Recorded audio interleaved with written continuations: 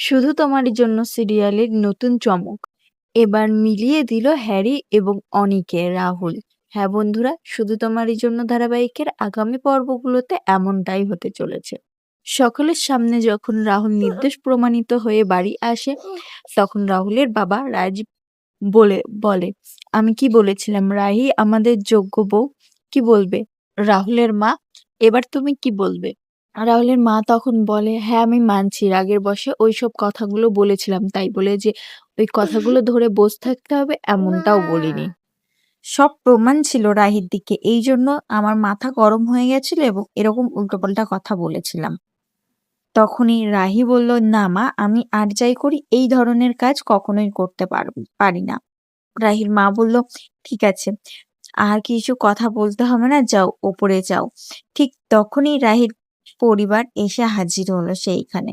রাহুল বলল, এখনো যে একটা কাজ বাকি আছে। সবাই অবাক হয়ে যায়, কি কাজ বাকি আছে? রাহি জিজ্ঞাসা করলো, কি হলো? সবাইকে এখানে কেন রেখেছো রাহুল? সব জানতে পারবে। এই সব কথা বলার জন্য বড়দের পারমিশন নেওয়ার দরকার, তাই ওনাদেরকে ডেকেছি। আমার মনে হয় আমার বোন যেখানে বিয়ে করবে ওকে সেখানেই বিয়ে দেওয়া উচিত। ও যেখানে সুখী থাকবে, ওর মন যেখানে বলবে যে আমি এখানে সুখে আছি, ও সেখানেই বিয়ে দেওয়া উচিত।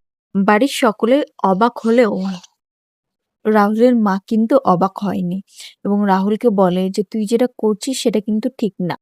রাহুল বলে যে না মা, অনি যেখানে সুখে থাকবে ওকে সেখানেই বিয়ে দেওয়া উচিত। এই বলে অনি এবং হ্যারির হাত দুটো একসাথে ধরিয়ে দেয়। তো হ্যাঁ বন্ধুরা, তোমরাও এই চমকটা দেখতে কতটা এক্সাইটেড অবশ্যই কমেন্টে জানিও।